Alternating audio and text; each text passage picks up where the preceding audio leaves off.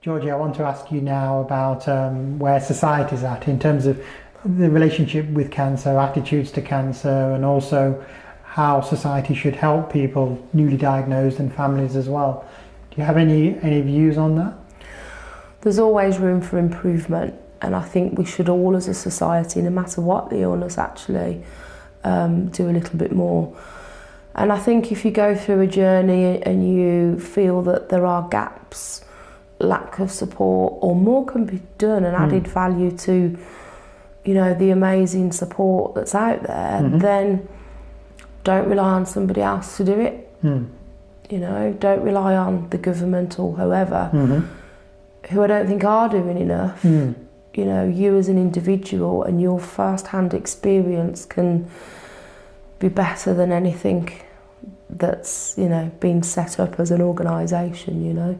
We can all make that change, and we can all make a difference and bridge those gaps, and it's only by working together.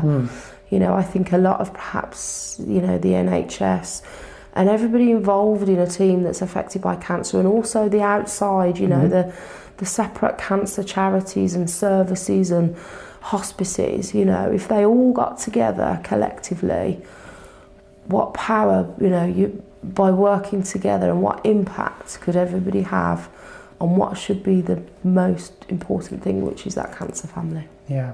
I mean, I think there are a lot of resources out there. They're not always necessarily knitted together. Yeah. And they're not always given uniformly. Yeah. For example, it's somewhat like they call it a lottery, don't they? Where people in some situations might get good care, excellent care, might get referred to brilliant resources, voluntary sector, other charities that are around. But other people just are unlucky or somewhat ignored, and that can be a problem. Yeah, absolutely. You know, and it's personal choice, the support that everybody is an individual, and the support that they choose to take is down to them and their emotions, their journey, the impact. But I just think if every oncology clinic or ward could have details of everything in the area that's about for them, if they're a cancer patient, and pass it on, it's then up to the individual to, you know, think, oh, this is for me, or no, this isn't for me. It's not a competition, you know.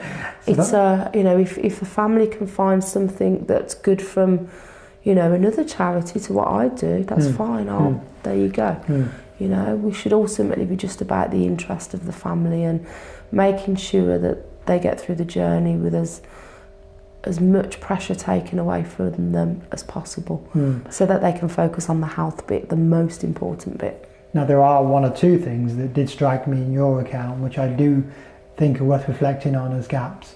One of them is whether everybody gets the more personal element of somebody who's already been through the cancer journey. In other words, for example, like a cancer mentor or buddy, it's sometimes called. Obviously, our Cancer Stories program is kind of emulating that in a small way.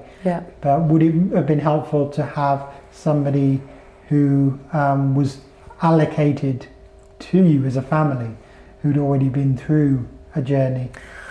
Yeah, it certainly would be nice to know that somebody's there, and even if it's for some families to watch from afar.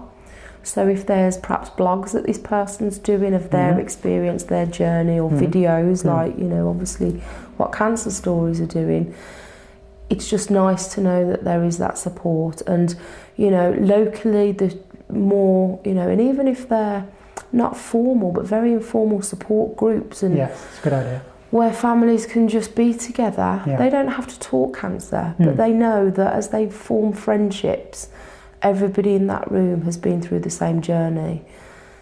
If they do reach a terrible point or low, or think they've got a silly question that they don't want to ask somebody, you know, these support groups could be, you know, they're amazing, so that they can ask somebody that understands, and somebody that they've got to know and trust as well. So we can all do a lot more in a lot of areas, and I think it's really wonderful what Cancer Stories are trying to do, because that fills a massive gap in my eyes and my own personal experience. Well, thanks for saying that.